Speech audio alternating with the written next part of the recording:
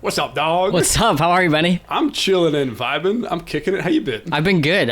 We were just talking about video games before we got on, so... Yeah, I saw you posted, like, you had the discs of... Yes. So I'm gonna give you the full rundown. So basically, I got into video games, like, I played a little bit as a kid, but I just like didn't really play as much in my like later childhood. For any listeners, I'm a trans guy, so like I feel like a lot of my middle and high school days I was like super closeted, so I just like didn't really have access to a lot of those more like traditionally masculine boy activities. So I kind of fell off of like, but I always really liked video games like as a kid, and then I just like never really did again. And then last year my girlfriend's roommate got gifted a PS4 for some reason by some guy at work. Hell yeah. And she brought it home and it already had like Spider-Man like loaded in it. Like it was like the Spider-Man release one. So I played it and I was like, this is awesome. Like I want to get back into this. And then my roommate got a PS5 and had his extra, like his old PS4 in the living room. And he was like, yeah, you can use it anytime you want. Damn. And the PS5 fucking rips through the... Dude, it's crazy. Controller, I'm mostly on PS4, but anytime I play a friend's PS5, I'm like, this is insane. I'm on PS4 too, for the record. Yeah. But my old roommate he was like a video game developer. Oh, shit. So he got like an early prototype thing, and we had to like hide it from like the people weren't allowed to see it. Wow. It had to, like, be hidden from view because it was like not... It was like a black box type thing. Right. I don't know if I'm allowed to say that. Sorry. No, I'm not going to name any names. Yeah. But it was sick. That's so cool. Yeah. And so I got into... my roommate was just talking about Elden Ring, which is like, you know, a massive game of the year for whatever. Yes. And I was like, okay, like I'll try it. Not really. I hadn't played a ton of video games. I'd only played Spider-Man like a bunch of times, and I don't know, pretty new to it. But I was like, I'll just try this. I had no idea what I was getting into, and I think had I known, I maybe would have like shied away from such a like daunting game because it's so big. Is it daunting? I haven't played the Spider-Man. No, Elden Ring. Oh, sorry. Yeah. I was like, Elden Ring. No, Spider-Man's a ton of fun. Spider-Man's a ton of fun. Seems like it's a pretty chill game, I would say. Yeah, but like Elden Ring is just so much like it's just such a step up from what I'd been playing. But then I totally fell in love with it. I was so bad at it, but I just loved it, and I loved being bad at it. Oh my god, it's gorgeous! I wrote a joke or two about it. Oh yeah. I try to not do video game stuff in my act because the crowds don't.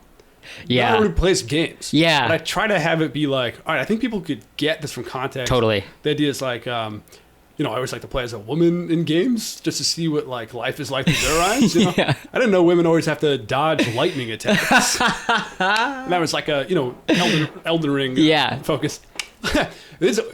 I don't know if this is embarrassing, but it is something I genuinely do. No, I try to make myself a woman. Yeah, I love that. Like, let's see what this is. It's such a place to freely explore things like that, you know? Like we'll turn off the AC. It's I don't know. I feel like video games are like the OG, like I don't know, you get to like design your own character. It's like such a gender exploration thing, you know? Like there's so much. Did you do Sims at all or anything? Like not a ton. I wasn't like, my parents were so like I don't know. They just were like, I was oldest of four, so they're very strict about like my computer use and stuff like that. They got like way more chill as my siblings grew up, but like they just like didn't let me play computer games that much. I did like a couple. I would do like what was that site? There was they had all those game sites where they just had like that looked like they would crash your computer, but you could just like play like all these little games. I would do stuff like that, but I never got into like Sims or any of those like bigger like role play games, or Minecraft or any of that. I feel like based on aesthetic and vibe, you would have been into like Tony Hawk Pro Skater. Yeah. I know. I like kind of missed all that stuff, and then I got into Elden Ring, loved it, beat that after like hours and hours and hours of playing it, and then I was like, okay, I'm gonna try Dark Souls 3 next. Played that one, loved it. That's such a funny. Just because Dark Souls 3 is like the very first guy. It's like such a spike of difficulty if you haven't played any. Yes. You started with like a different one. It honestly really worked out. I talked to my roommate about this at length because we just like wax poetic about From Software games. But I was saying the same thing because Elden Ring is so open world and you can just like decide if you're like, I'm not ready for this, I'm going to go somewhere else. Versus like with Dark Souls and games that are more linear, you're like, well, I'm fucked if I don't get past this guy. So get good. Yeah, so you just have to get good. And so I'm glad I played Elden Ring first because I was able to like get so into it that I knew I would have like the stamina to like say those like linear games, and now I'm on Bloodborne and I'm getting my ass handed to me. Hell yeah, dude. Fucking, and then we were just talking, my favorite is Sekiro. That's what I want to do next. Hell yeah. Yeah. Where you at? I'm sorry to anybody who is here for... Yeah, sorry. If you're interested in either comedy or gender or such. We're talking about... Let's talk about video games. We're talking Bloodborne briefly. I do want to know where you're at in Bloodborne. I'm in Old Yarnum right now. Nice. I'm freshly started, so I beat the first Father Gascoigne.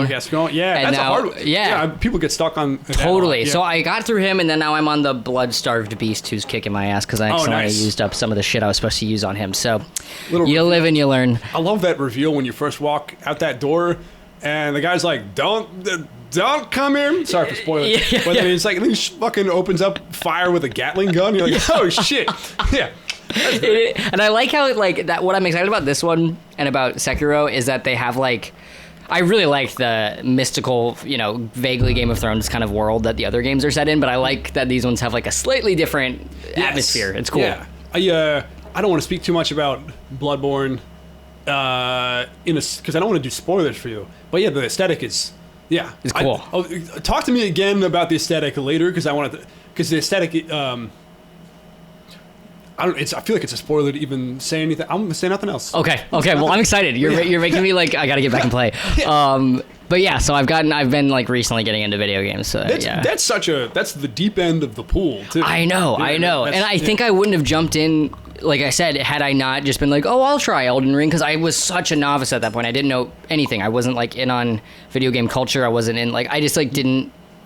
I wasn't aware of what like the like cultural perception around that game was, or that it was like considered to be like difficult, or like that these From Software games are like intense, and I don't know. Yeah. Oh yeah. So and that it's interesting to me because you had mentioned not having that experience growing up of like, the gaming situation. Like in my mind, like very formative of like playing Halo with the homies in like a shitty beanbag and stuff. You gotta do that now. You gotta get a bunch of homies. You gotta get like a case of Dr. Peppers and a raggedy ass beanbag. Yeah.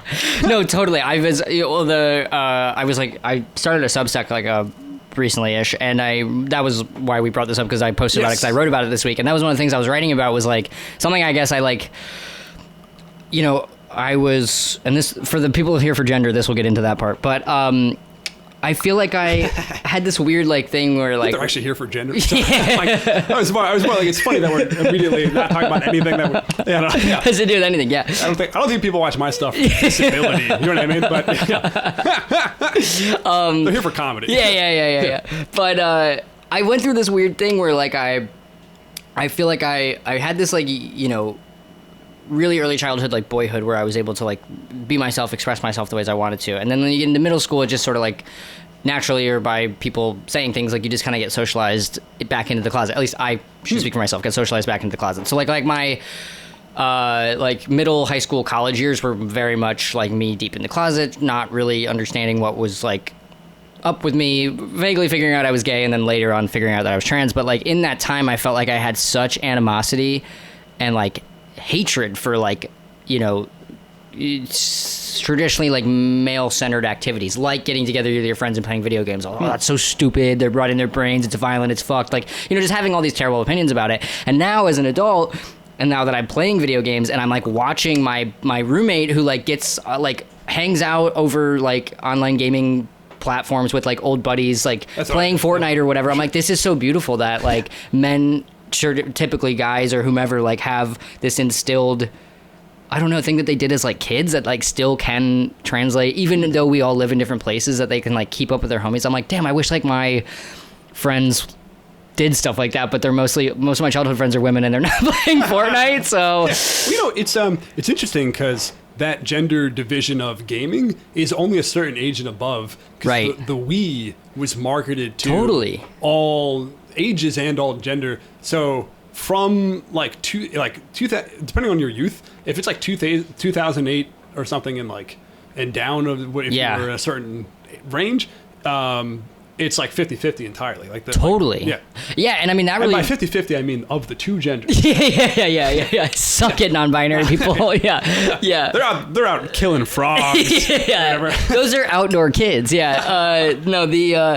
No, that's such a good point though, because like I said earlier, like my early days of playing video, like we had a GameCube, we played, my siblings and I played Mario Kart and Monkey Ball and like all those like like rated E games that are meant for anybody. And then it just like is interesting as you get older and like, you know, kids start wanting to do, you know, more grown up stuff or play more intense things, or their taste just starts to mature a little bit. They like, those games are very like masculine and like war and violent and dominated that way. And I feel like a lot of young girls don't really find themselves like veering into that. I mean, plenty do, and I think it's all. Anytime there's a girl gamer, I think it's fucking awesome. But I just like shout out if you're watching. And but I just it's just like interesting the way that those things end up like sort of shaking out. And I guess maybe also kind of what you're touching into. It's like, I mean, it's marketed to boys, or some of it, but also specific stuff. Yeah, so it's like movies aren't necessarily a gendered idea. But certain genres are for sure. Right, and then like, you're so right. It's like all in the way that they're marketed, and then like, because also like something like Elden Ring, like that's not necessarily like a masculine game. Like you can play as any type of character you want. You can like, it's just a fantastical world. But it is like just interesting the way that those things are, especially like the super violent like war video games. Like those always felt like, because I feel like Halo and Call of Duty were like everywhere when I was in middle and high school. Like those were like the games, maybe Skyrim and stuff too. But like first-person shooter stuff. Yeah, and so that was just also something I wasn't like that like drawn to. So I just like felt. But anyway, all this to say, I am deep in Bloodborne, having a great time. Hell yeah. We came in hot. We did. Looking, any of this speak to you, by the way? Yes, I'm gonna get in on some of this. I'm gonna get in some of this construction paper here. I think I'm gonna. Also, what's new with you? What's in a more general sense? Yes, I guess I should introduce myself to the listener. Then Nico. What's up? I'm Nico Carney. I'm a stand-up writer, actor, etc. Actor. Yes. You in some shit? I am in some shit. I'm in an indie comedy that premiered at South by Southwest this year.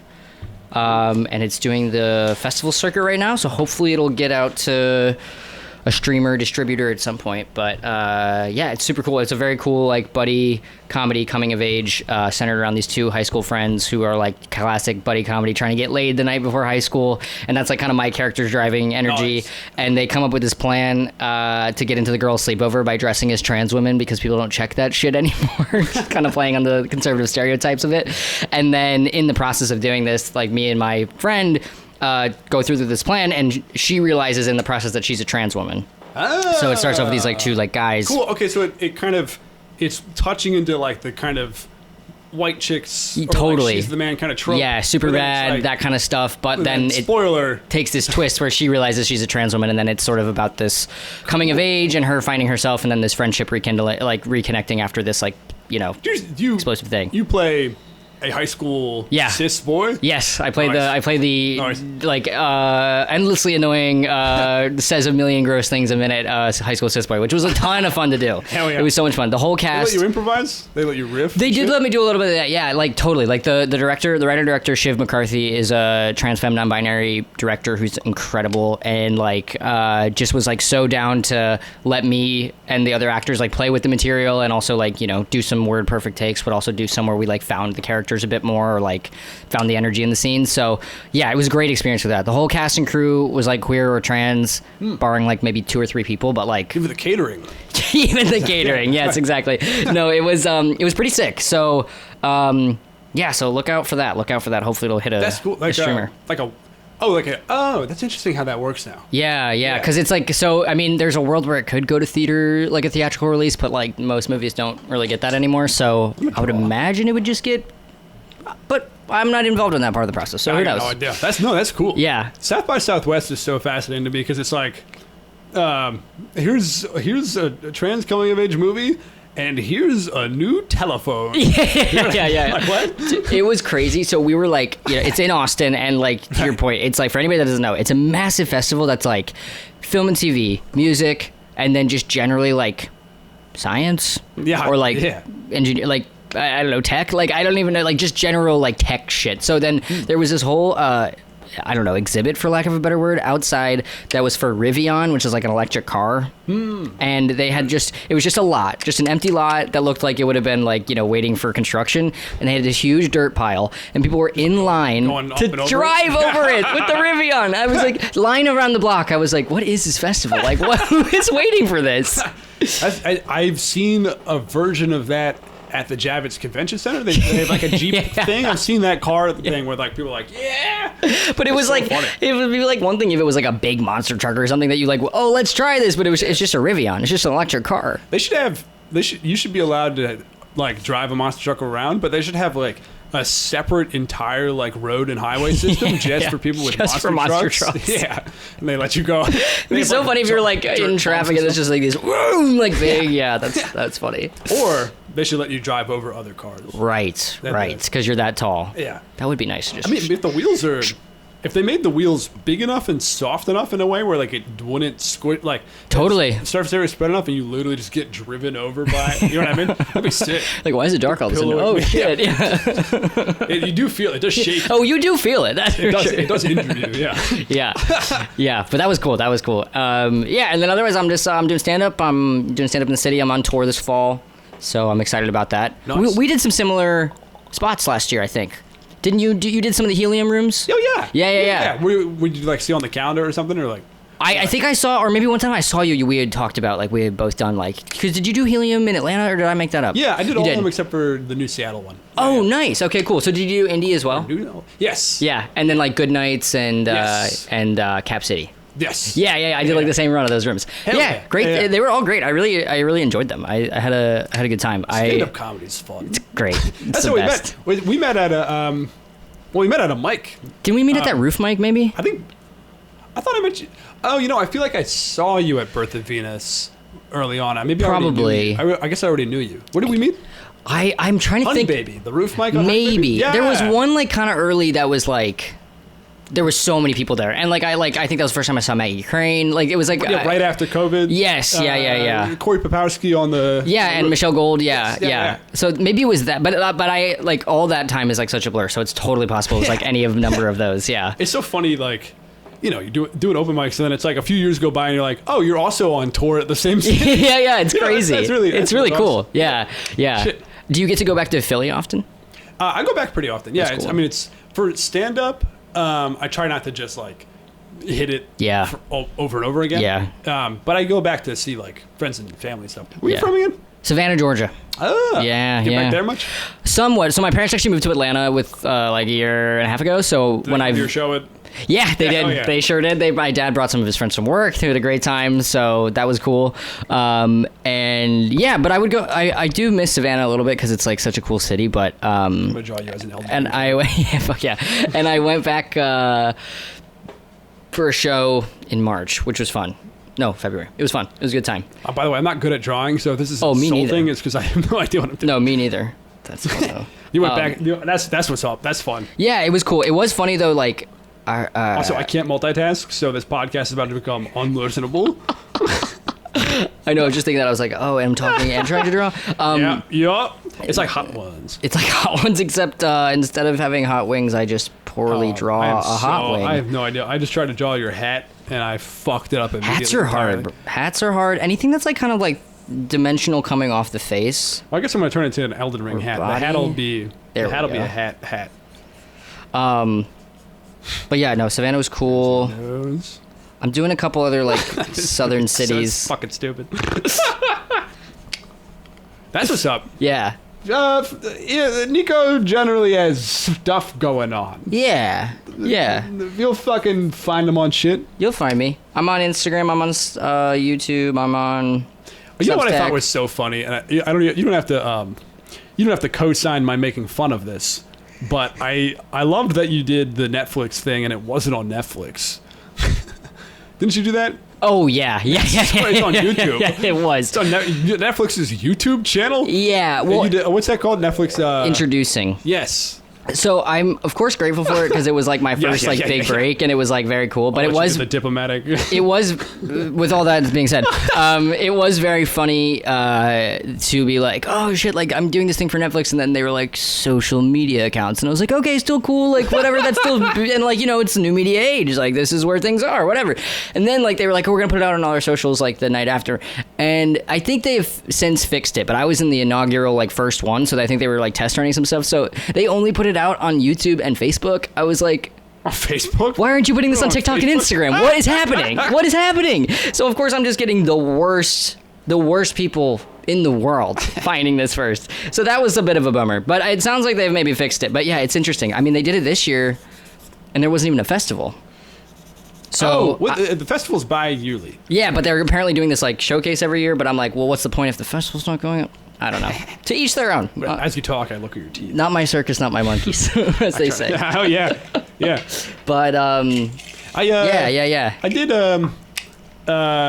just to. By the way, credits are a hat. I don't really. Comedy credits don't matter at all. Who cares? But they certainly don't matter like they used to. That's for sure. That's true. I mean, like you back then, you do Carson, and then forever they were You're like, famous. Here's yeah. a car. Yeah. Like or whatever. I don't know. Well, it's even crazy now. Like, I mean, like it used to be like, okay, if you have, 1 or 2 credits, you can start touring the small rooms in the country on the club scene, or like if you've got 3 credits, you could probably start doing some of these bigger rooms. You know what I mean? Like it just meant more before, and now it's like, what's your social media following? So it's kind of like, okay, yes. Yeah. Well, that's to say. When I did Just for Laughs.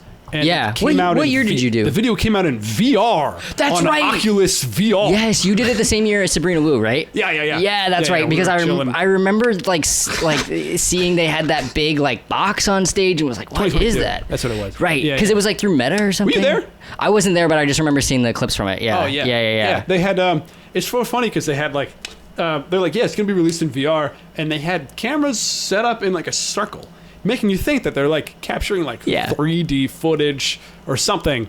But instead, if you were to watch it in VR, it's you in like a virtual reality room. Oh. And then there's a screen in the room.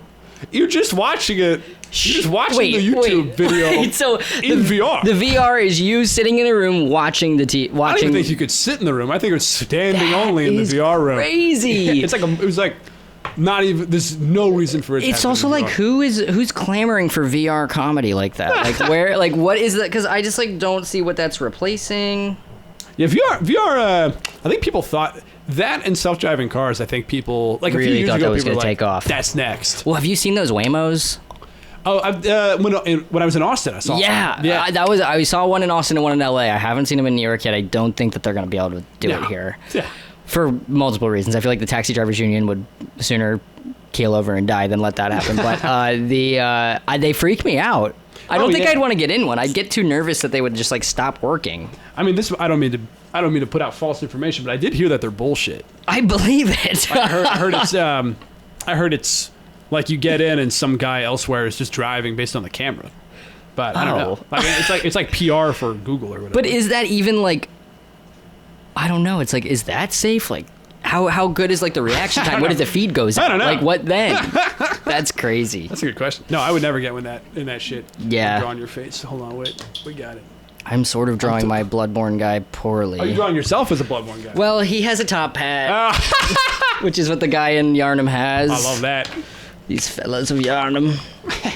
But yeah, no, it's those things freak me out. I don't know. I just am generally like so freaked by all the tech wizards these days that I'm like just like not that into anything they're putting out. I don't really fuck with the AI. Yeah, me neither. Me neither. I just like don't. I don't know. It just feels so like nothing's come out in a long. Well, really ever, but in a long time that feels like, oh yeah, this is helpful. This is good. This is gonna make the world a better place and easier to use. And I don't know. I was just watching. I'm making you look evil. You look so evil in my drawing right now. Well, I have to take on the people of Yarnum, so or the beasts, I give you the top hat as well. The beasts of Yarnum, I guess. What was I gonna say? Oh, were you a big like Succession fan? No, I never watched Succession. Okay, yeah. So the guy who wrote it, Jesse Armstrong, he came out with a movie that's like very similar, but it's about these like 4 billionaires that are they're like doing a mountain retreat. It has Rami Youssef, Steve Carell, some others. I look like Shrek. I fucked that. I didn't even try with the circle of the face. Pretty excellent. Pretty excellent. That's like a caricature of you. It's from pretty good. Somebody who hates you. Yeah. And has only ever seen Shrek. I'm so bad at drawing. Dude, me too. But anyway, so the movie. No, you're good. The movie's about these 4 billionaires that live or are staying in this mountain retreat in the mountains somewhere. And while this is happening, there's like one of the guys has like this massive AI that's like allowing for just I like think I saw the trailer for it. Yes. Yeah. So he's just like putting out this AI that like allows anybody to like just make these like really good deep fakes, and it's causing like global unrest. Like people are like going into war over it and stuff. But they're like at this retreat, and it's just like this interesting thing where like one of the characters has the AI and the other character has like basically the AI that like would filter and tell people whether or not it's real or fake. So they're having this weird like thing where they're like on both sides of this, like they kind of like need each other, but it's like this weird fucked up thing where like both billionaires, like he kind of wants his AI to get even more unruly so that his stock price at like capping it makes it like better. So it was just like a real window into like, oh, none of them, like obviously we already know this, but like none of them are actually ever going to think about anything but their own stock prices. True. Like even when the guy has like the type of AI that would be like blocking certain things or safer, he's like still waiting for the asshole to like ramp his up to the point that his price goes up. I don't know. It was just like an interesting look at like, oh, there's no winning with these guys. Yeah. Yeah. I don't know. I'm glad at least that it's still not. I mean, it's getting. I'm glad it's still not good enough to do certain things. Yeah.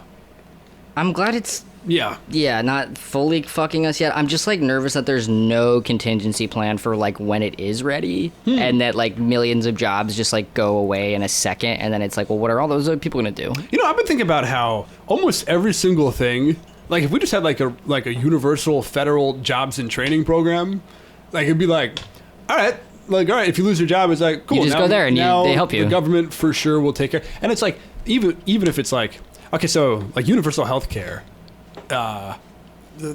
Strongly support, etc. I do think that there would be some temporary short-term friction. Totally. Where people would lose jobs because they're doing evil jobs. Right. But I think that those people have a sort of invested interest in not letting it happen. But if we had a jobs program where we're like, don't worry, we'll put you back on your feet immediately, no matter what, that would let us do other shit. Totally. You know what I mean? Totally. And you're so right because like, with any of these massive overhauls, like will come like, I think you put well, like a friction period where there's like, some people are going to get fucked, and it's just like the people who have the power are like preventing the real solutions because they're the ones that would get fucked. Yes. And they're fucking other people over rather than just like letting that. And it's of course somebody that like probably would get a great severance package and be fine. Like it's not like it's somebody that's got like a C-suite job, you know? Absolutely. But yeah. It's like I don't like okay. This you don't need that much to live a good life. You just really need don't. like food. Yeah. I'm like shelter, food, shelter, and like healthcare. Like yeah. Like it's so crazy that like I do think that like we could like if billionaires. I mean I still don't want billionaires to exist. But if everybody was like fed, sheltered, and like had healthcare, I'd be more like. It's not as pressing. Yeah. But no, like, totally. Like while people are outside and anyway, third mic. New Nico just dropped. Oh, let's have them have a conversation. Compare and contrast. This is these are two guys with hats on. This is my Yarnum guy who's way more swagged out with the wide pants than they actually are usually, but oh yeah, I should cut him out. I was gonna put him on mic. So I'm opening up the mouth. I'm gonna have him talk. What's up? It's me, Nico. And this is other Nico. We're both Nico? Dude, what is up? What do you name your characters when you play? Do you give them fun names, or do you just name them Benny? Almost always I call them Kike Hunter. See, that's a little bit of the remnants of the like sort of old school video games that I did not get, having not grown up a certain way. Or I'll do like Skull Doctor or like stuff like that. I do like to do. I mean, not like genuinely. I mean, it's offensive in a certain sense, but like I'm Jewish, right? So I'm allowed to say that. But I do like if my character is like decked out with like vampire hunting fit, I do think it's funny to like pretend like they're actually hunting Jews or something.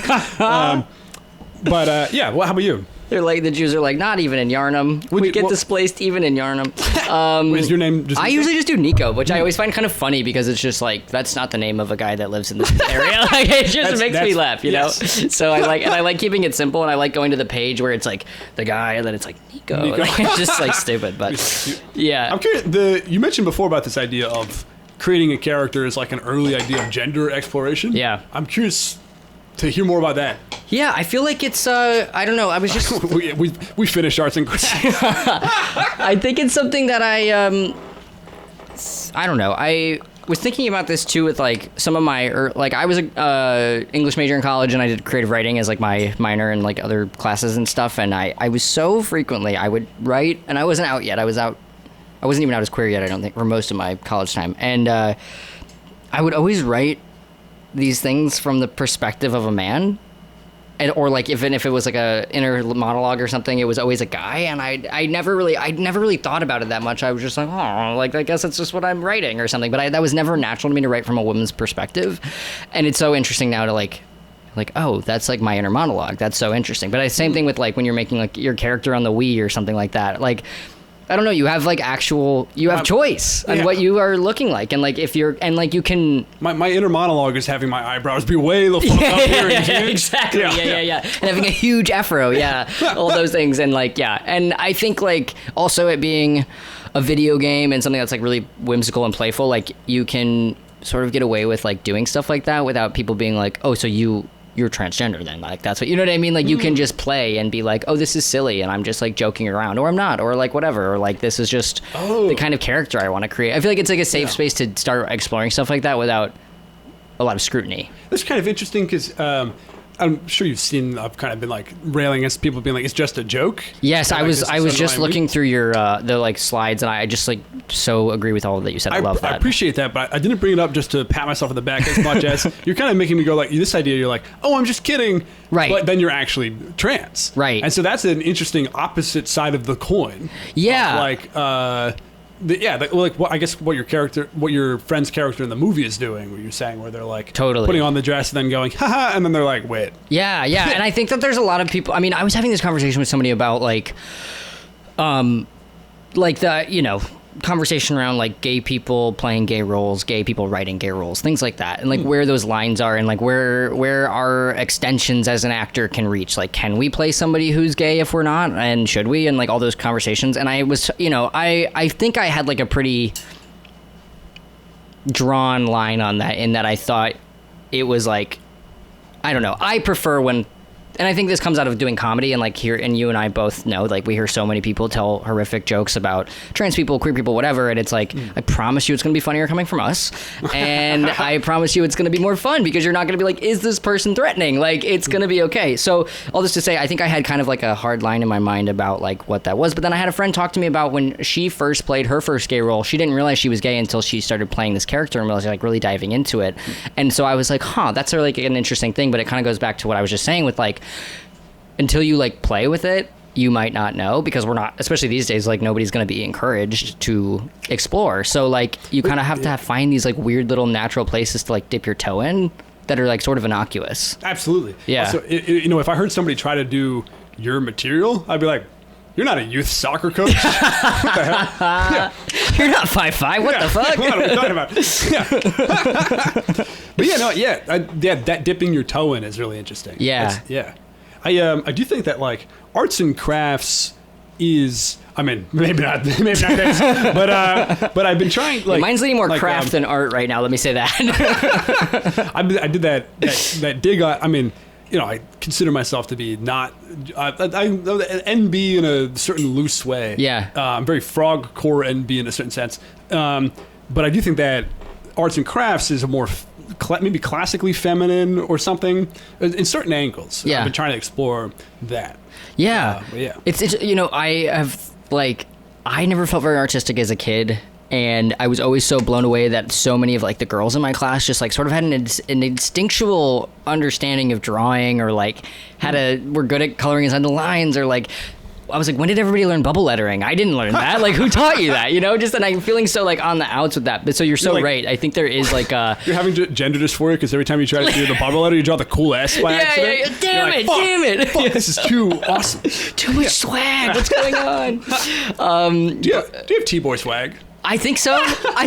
Yeah. Hell yeah. Yeah. I would say so. Thank you. I actually was just at T-boy wrestling over the weekend that Marley Goddard hosted. Not familiar. You don't know Marley? No, I don't know the wrestling thing. Oh yeah, okay. Yeah. But yeah, Marley's so funny, but she's so good. And anyway, it's just like they started it in LA. They have like trans dudes of LA, and they started a chapter here, Transducers of New York, and they do like T-boy wrestling, like I don't know how many times a year, but it's just like it's sort of WWE style where it's like kind of performative, but then there's other ones that are like actual wrestlers. So it was like just like an all day thing where they like at $3 bill they got this like big wrestling ring and they had guys like wrestling each other, either like doing these like kind of playful sort of more performative ones or like actually wrestling. This double kayfabe of both gender and wrestling that's an interesting space. Yes, it was cool. And then it was just like so wild to be around that, to get on back to T-boy swag. It was so cool to be around that many like trans guys, because that's just like rare to be all of us in the same place, or like just us. And it was just, not that it was just, because obviously there was a ton of other people there too, but it was just like it was like a T-boy swag overload. It was pretty crazy. yeah It was cool though. You get enough T-boys, we get people with Tourettes in a room, they start to drink each other like Alexas or whatever. But with enough T-boys, I'm curious if you got enough people doing like topical tea creams, people start to rub into each other and you get down to this we all turn into the Hulk, penguin, like how penguins do, but it's like this glowing aura, right? We just all become like one big mega monster. Exactly. No, that's no, if you get enough T-boys in a room, an arm wrestling contest will start. That's what it is. It will start. That's so interesting. I guess like I've tried, I guess I have a lot of the like core masculine-ish memory, or like, the boy memories of like playing Halo with the friends and stuff like that. And I guess I haven't really thought about how those inform gender. So that's interesting to hear. I don't know. I think that there's like a lot of like, I don't know, seeds planted in your like middle and high school years for like how people socialize, and you know, like the way that we're taught to socialize on gender lines is like really strong. And something that we all have to like work to unpack and undo and things. But it's definitely something I think a lot about, because I just like I've been wrestling with this this anger I had as an adolescent that was like so in opposition to all of these things. I like genuinely, like to the point that I was like, I think it's like, this is gonna sound insane, and I know this is insane, but to the point where I'd be like, I kind of hate when guys are friends with each other. Like, what does that even mean? But it was just me being like, oh, I'm mad that I'm not able to live my life as a boy who has a friend who's another boy. There's a jealousy. It's like full jealousy. Repressed Christian gay guys. Totally. By the way, little idea. I was flying in a plane, and I saw the pilot.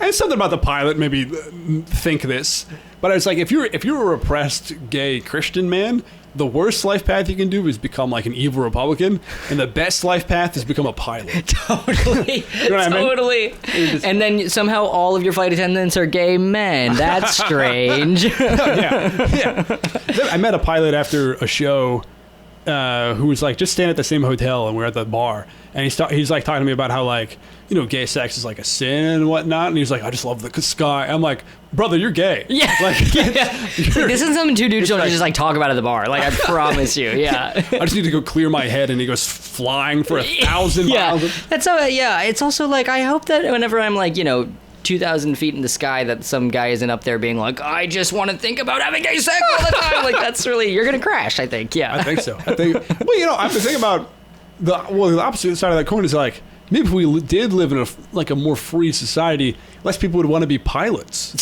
So we do need a fuel. Yes. Or we just get rid of planes altogether and go to high-speed rail. That'd be sick. That would be awesome. That would be awesome. I don't know about you, but like whenever I travel for shows, I fucking hate flying. Yeah, I'm getting a little bit better at it. I don't mind so much like the actual being on the flight if it's not too long. Like long flights can be tough, but like, it's not the flying necessarily, but it's just the whole day. It's just the whole fiasco of going to the airport. It's such a mess. I'm about to trade you this idea related to what we've been talking about, but I bring a Nintendo Switch and I vibe out. I don't know if you, have a Switch? I don't have a Switch, but that is something I've talked to some other comics about who like bring it on tour with them, and they like just rave about it. That's what I'm talking about. I also this gets back to like my like young shame of being like a closeted kid, but I remember being in like middle school, and I have a younger brother, and my brother got a DS at some point, and that was like a real friction point for me, because I was like feeling all this like anger that he gets to be treated like a boy in the family, but I don't, and like whatever, and like that, you know, and it's, you know, manifesting as like, you know, in a childish way, I'm jealous of this gift. But I would like, when he would go to bed, I would like play it sometimes. So I love playing Super Mario and like the just like regular Mario game where he runs and hits the question marks with his head and all that stuff. So I definitely want to switch for that reason, because I would love to get back into some Mario games. Oh yeah, there's some great stuff. Highly recommend. There's nothing that's quite From Software core. So they're doing another, I don't know if it's like Elden Ring Night Rain, but something similar that's like that kind of multiplayer PvP like style. That's gonna be for Switch in like 2026. Oh, cool. Yeah. That'll be Switch too, though, I imagine. Yeah, which is like what, $5,000 or something insane. I don't have money. I don't have money like that. Yeah. PS5. I gotta get my damn bag. Speaking of bag, I guess like touring is sort of I'm trying to figure that out more. Like, I've started booking my own shit, so I'm like trying to figure it. I don't know. Yeah. Oh wait, by the way, I'm coming to Denver, Chicago, San Francisco, and other places. Those are great. Those are great places to be. Where are you doing in San Francisco? The Lost Church. Nice. Yeah. Cool. I did Cornerstone Berkeley when I was there, which was cool. That was a good venue. Haven't done Denver yet, and I'm doing Color Club in Chicago in November. Oh, cool. Yeah, okay. which I'm excited about. Yeah. I think I heard about that. Yeah. But yeah, no, I think I hear you. Like I feel like I'm also at the place right now where I'm trying to figure out like how to. They were in similar spots. Totally, yeah, and like trying to keep that steady stream, and like both of us being in a place where it's like, okay, I have the material, I've got the stuff, I want to go tour it, and then just like that barrier being like, okay, how do I get the? So you're doing an hour, right? You're doing nice. Yeah. What's the name of your show?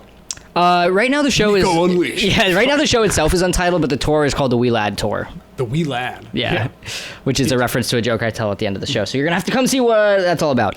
But yeah, I'm definitely also at that place where I'm like trying to figure out how to just like start feeding a touring business that can like keep feeding itself, because I would love to be able to like, it just feels like good consistent money that also is like more in our control, because it's like fun. so much well, that for sure, but like I don't know, it's just so hard that so many, especially on like the acting and writing side, it's just like so much out of your control.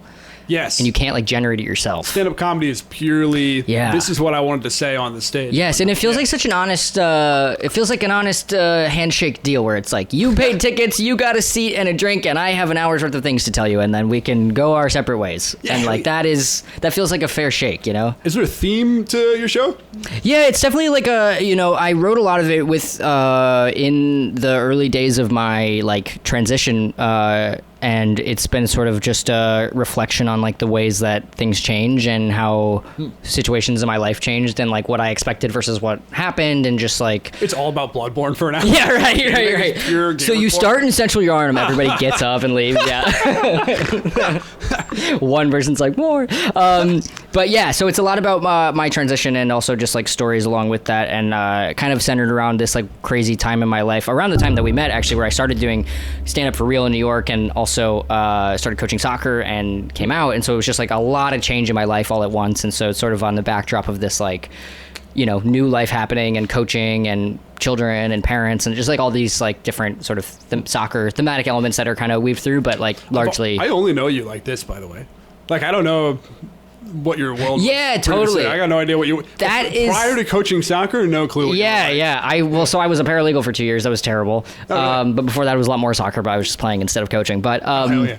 Yeah, that was one thing that was like, I feel very grateful for. I don't know, I don't know about you, but like when I first got here, I was like, God damn it, all these people went to NYU and they already know each other and they got a leg up and they got this and that, and I just don't know what to do, and like I feel like I'm behind and all this stuff. And then as like I've, you know, matured a bit in my career and just like been able to like be around it longer, I'm like, thank God I showed up when I did, because for me personally, like just like being already out and not having to deal too much, like I think I was like going under my old name for like maybe 2 months when I was first here, and then I like, you know, really started coming out. And I think most, like 99.9% of people I know in the scene now would have not even probably seen me before that. So like that for like on a personal level was good, but also just like I was like, oh, for anybody, I don't know that I would have wanted to be doing stand up in front of people that I knew in college and then like still today. Like it's just so hard to shake those opinions of you. You know what I mean? Like it's just like you really get stuck in their mind as the person they knew when they were 20.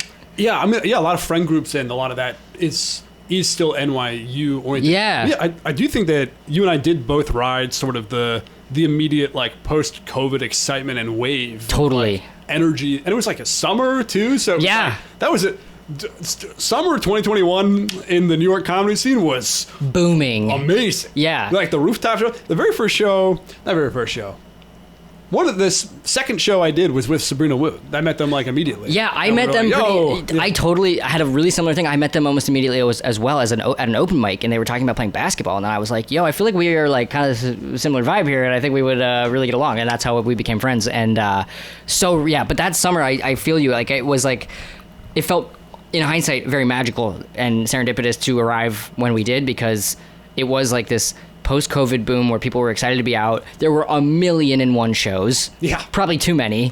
But there were so many on roofs, outside, anywhere. I feel like we were going anywhere to get stage time, mics, shows, whatever. And it was just like such a, I don't know, like it felt like the like industry pressures of things that like I think sort of loom over younger people in their careers in entertainment like weren't back yet. Yes. Or something. So there was no like chasing anything. Like nothing was going on yet. So it was just pure like, oh, this is it. But pure thank reset. God, because we've been inside for a year and a half, and like now we're back. And yeah, it felt like a really good time to be here, because I think also like everybody was back doing mics, because it was like, oh, this is the one thing that's like back and happening. So like I also got to meet a lot of people that like do more improv or sketch, but like they were like, I guess I'm doing stand up now because that's all that's going on. But it was a good time to like meet a ton of people. Yeah. People, kind of what you're saying with the industry, people talk about how before COVID, the New York comedy scene, I guess, had been like really sort of entrenched with a certain series of gatekeepers. And like, I don't know exactly what it was like, but that's what I heard. But then like very, very egalitarian in the immediate time frame following. I would say that maybe now, luckily you and I have kind of escaped that space, but I do think that is stratified now, maybe. Yeah, like that did settle back in. I'm sure. Yeah, I similarly have heard other like things like that it was like just a little bit more intense or scary, or that there were these like social hierarchies that were existing that is a bummer. But I'm glad that COVID was able to like sort of like wash that away a little bit, at least in the interim. But yeah, it seems like in any case there's gonna be. I hope that like as we were just railing against tech and shit, I do sort of think that the internet has sort of both been and yeah, we're talking to you. I was checking the time. I remember you said, okay, yeah. Has been like a positive thing for comedy in some ways, in that it is like taking away some gatekeepers, but it also I think has been harmful in other ways. But I'm hoping say anything to anybody. Yeah. And it's also just like I was just listening to. I opened for Mary Beth Barone the other night, and she's great. I liked her Bell House. Yeah, she's so good. And she was talking about putting jokes on the internet and stuff. And then she like did this one joke that was a little bit just like edgier ish, not crazy, just kind of in her style of things. And she ended it, and then she was like, "Now imagine if I had put that on the internet." And that was the first thing anybody had ever heard me say. And I was like, "Oh my God!" You have to think about it that way sometimes. Like when you're just getting fed into an algorithm, like. Whatever like joke you put out, that's the first thing somebody's gonna hear you say. And so it's so hard to like deal with that while also trying to have like artistic I don't know, credibility within yourself, and like wanting to like be like, I'm working on this for like a full piece, not like what's the first thing somebody's gonna hear me say on the internet. You know what I mean? Like so like when you take it out of that context, I feel like that does hurt a lot of like, that's something that bums me out with a lot of younger stand-ups or people that are newer, like when they see it as like a clip game rather than like a building your act and building your voice and like you know, at the end of the day you have to come perform in the room. That's what the job is. And so I feel like a lot of people like focus on the wrong things. I think because you see people, I feel like I saw a couple people kind of go off the rails talking about like, you know, different comedy credit stuff or like views and like I just like saw some like weird posts that I was like, what the hell? And I think that like people really get mentally in the weeds about like going viral or follower count or comedy credits or stuff like that. And it's hard because it's like there are people with power or gatekeepers, you know, telling you like, sorry, like you can't tour until you got 100,000 followers and a credit or whatever, which is like. Can I tell you, I did literally get told that.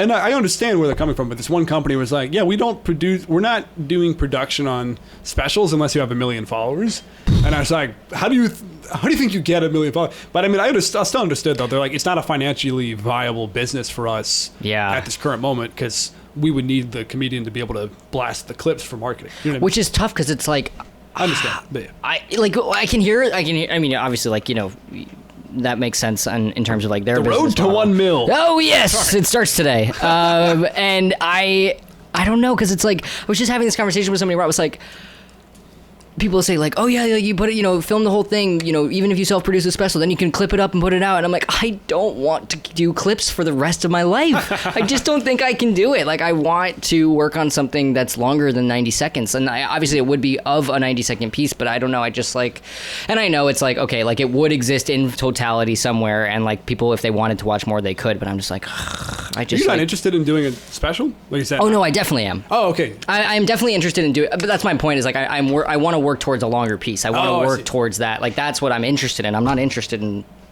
clips necessarily, even though I know it's like, unfortunately, like a part of the beast these days. But I've only ever seen you do, I guess, the short sets that we would do on like a showcase show. Yeah. So I'm curious, like, in your longer set, are you doing like stories? Are you doing like? Yeah, I have like 3 stories. It's kind of like the way I organize it in my mind is like 5 sections, and there's like 3 big stories that sort of encapsulate like 3 of the 5 sections, and then the other 2 are sort of like introductory, conclusionary, sort of almost like an essay, I guess, if you're gonna like think of like that. You've got an MLA style. Yeah. I got my site. What we do is everybody's gonna stay for the works cited.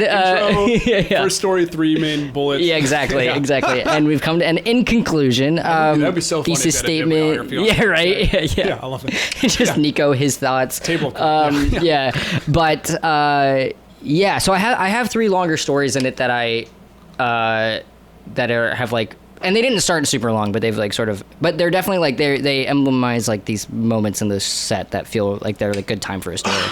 Bless you.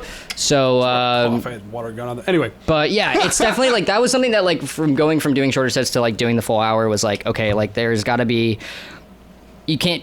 I wanted to like have some like different lengths of jokes to like space it out. I know what you mean.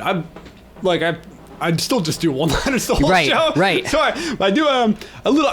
I have a couple things that break up that rhythm. Yeah. But for the most part, it's just one-liners for an hour, and I feel psycho sometimes. Do you feel like you have like are there like subgenres within the totally. one-liners that are like, okay, here's like 5 about this thing, and then 5. Yeah. 5 animals, food, right? Tourettes.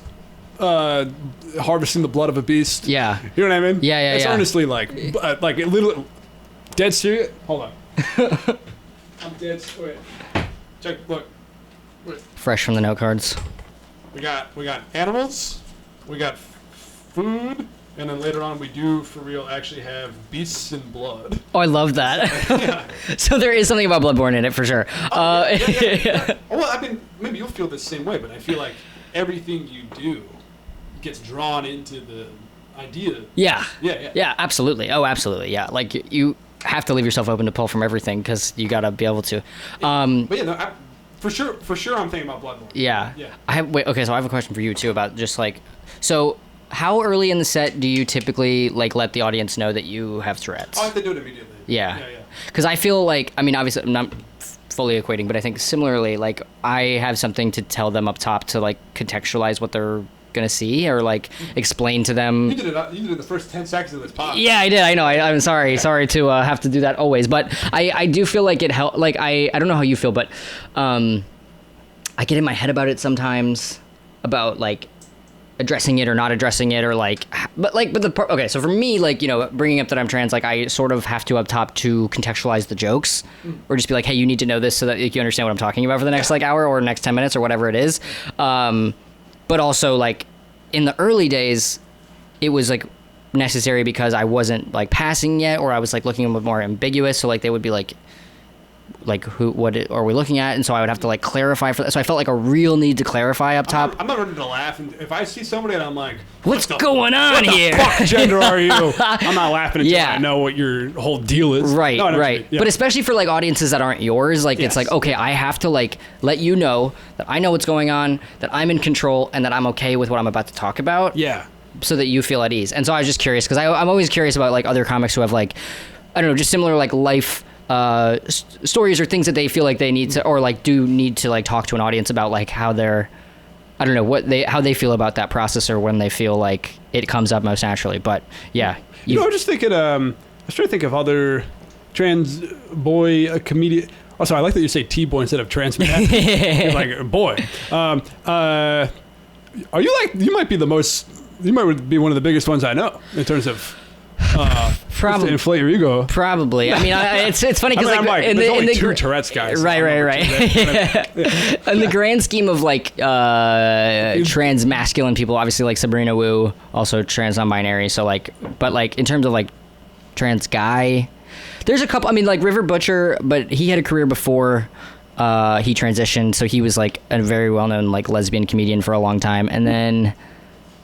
There's some other great like comics in the scene and stuff, but it's definitely a growing and flourishing. I put you on the back pedal or I put you on the spot, being like, hey, you're the doing the best for that. Yeah. But no, I do think it's I guess my point there being like you're getting some of the most representation for that space in stand-up comedy. Yeah, I think that's, and you're saying like demonstrating that you're chill about it and like are comfortable and in charge and whatnot. Yeah. And I think that's great. I think that's like important, and you're doing cool stuff. Thanks. Yeah. It's definitely something I feel like I don't know. It goes in waves where like there's days or shows or audiences that I'm like, oh fuck, do I have it in me today to get up there and tell these people this? And then I'm cursing myself for not writing different jokes, but I'm also like, you're going on tour. You have to work on these jokes. Like these are the jokes that you have. Like these are the ones to work on. Like you're working towards writing this hour or you know, hopefully taping this hour at some point. Like you got to work on these, right? Like, so it's such a mind game, but I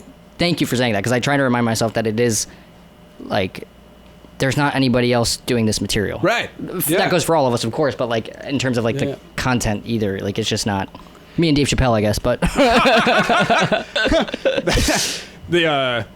yes. Well, I was thinking of I was going to try to make some sort of alphabet mafia joke, but as if like you're not the mafia, you're just like the alphabet Olive Garden because you like the, you know what I mean? Yeah. Something like that. I don't really know the joke I'm making there. But the idea being, if you, when it's not your audience, that's also kind of like somehow even more important in a way. Right. Or like, and I guess becomes this kind of thing where it's like, well, you're just trying to be funny and be yourself. Yeah. And so having this thing of it being important is like, I also feel that sometimes with like, just with Tourette's. Totally, yeah. But this angle of like, it is still important.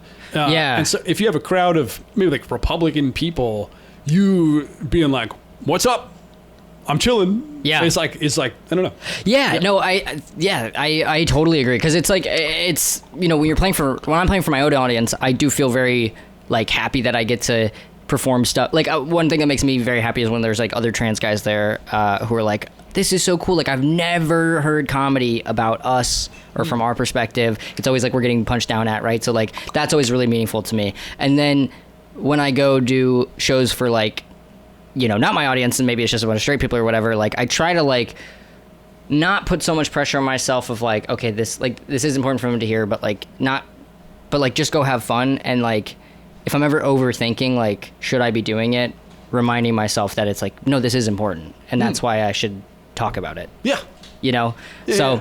It's definitely like it's a constant conversation I'm having to have with myself to like, because it's obviously like built in like internalized stuff where I'm like, oh, everybody hates this about me, right? And they don't want me to talk about it. Like that's what they don't want me to hear about it. And like it's just like an internalized thing that I have to be like, no, that's not true. I mean, no. Well, not to make you. I think that is true. I think there are some people who. No, totally. I mean, it's not true, but yeah. But but it's funny because like, you know, that's how I felt until I saw you. The first person that made me go, the roof. They might be all right.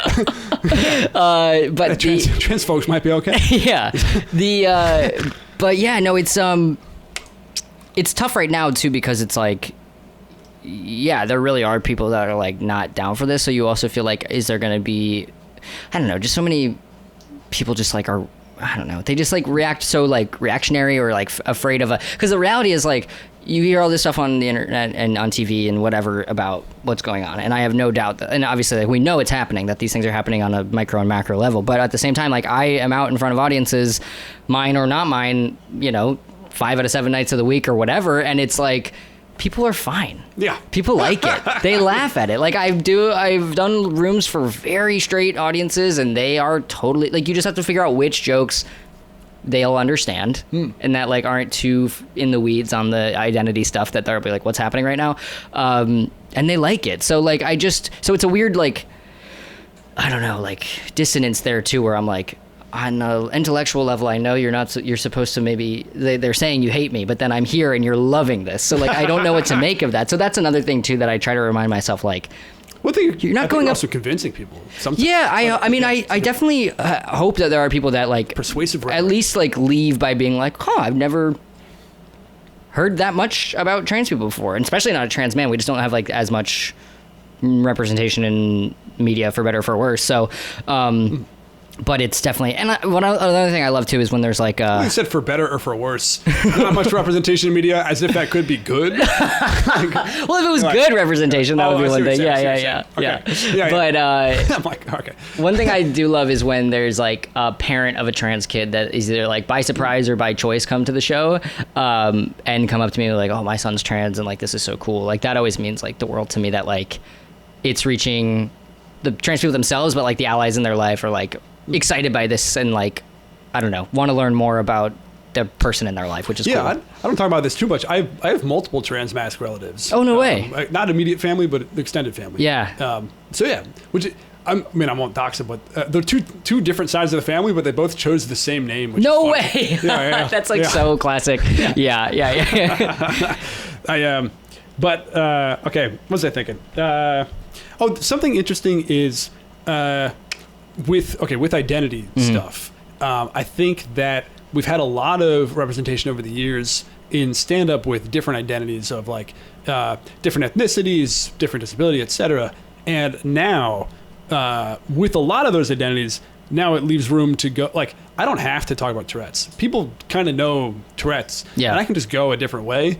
If you're a black comic, you don't have to talk about being black. Right. But I do think that maybe like 40 or 50 years ago, it was like you kind of had to talk about it. Right. I would say, however, for you now, you could try to like jump fully away, but you kind of also can't, because people haven't heard yet. So you're kind of like not pigeonholed, but you get to / have to. No, totally. I mean, that's something like it did earnestly come about. Like, this material came out of me because I was like processing what was happening in real time as I was starting to transition, and things were changing and people were saying things to me and whatever. And like, so like a lot of it did naturally come out of that. But like, as I was performing more, it was like, I was just saying, like, it became like that first 30 seconds became so crucial, from telling them what's going on to telling the first punchline. Felt like just like this like really crucial moment where it's like, okay, I need to get everybody on the same page as quickly as possible, because you're right, they don't necessarily know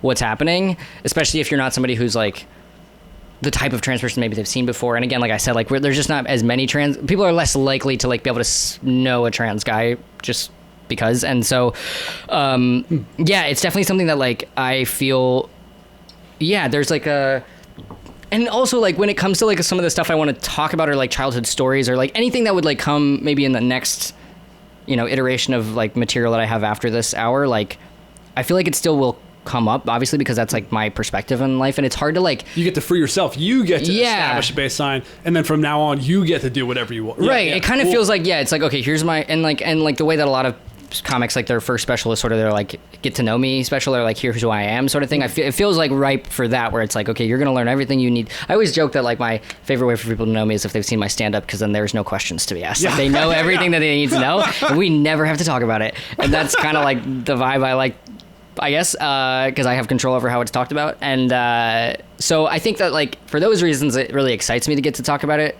But also like I'm curious to see how it comes through in like later shows or whatever, like if it's because it's hard if it's like I'm talking about my childhood, like it will have to come up because it'll probably be like relevant, or like my relationship to my parents or anything like it's gonna come up because it's just such a natural still part of relevant. Me. So but yeah, I'll be interested to see. I'm excited at the idea of like, I'm happy with where I'm at right now, because I'm like I mentioned, I'm at this point where I'm like, I'm running this hour, so like these are the jokes that I'm like, they just are needing like tinkering now and just making them better and better. But like I'm excited at the point where I get to, I'll probably be excited until I have to look at the blank page for 3 seconds and be like, fuck, I don't have any material anymore. But but I think it'll be cool to see like what comes next of that.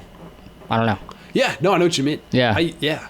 I love the, I mean, I've kind of been, I've been setting aside some stuff for the like next hour because I'm like, it's either undercooked, but I want to cook it, or it's like pointier, right? Or something, but it hasn't been like angled correctly, right? You know what I Right, mean? yeah. No, I've got a couple things like that too, where I'm like, it doesn't really fit here, but like someday I'm gonna come back to this because I like this premise or this idea or whatever. Yeah. So you've got like that stack of next special. How are we doing on time? Oh shit, we're at about an hour. Hell yeah. Wow, we did so much arts and crafts. Yes, we did some amazing artwork. Yay. The double Nikos. Honestly, pretty good. You got anything you want to plug? Yeah, come check me out. I'm on tour all fall. NicoCarney.com or on my Instagram for tickets. The Wee Lad tour. I'm going all over, so check it out. Thank you. And I'm on Substack. Everything that you could ever want from me is on my Instagram, on my website, or on my Substack. At Nico Carney. At Nico Carney, just like that. And then NicoCarney.com. Check me out. Nice. Thanks. Dude, thanks for Benny, coming. thanks so much, dude. Rock This is and roll. awesome. Oh, okay. the mic's caught that. Peace.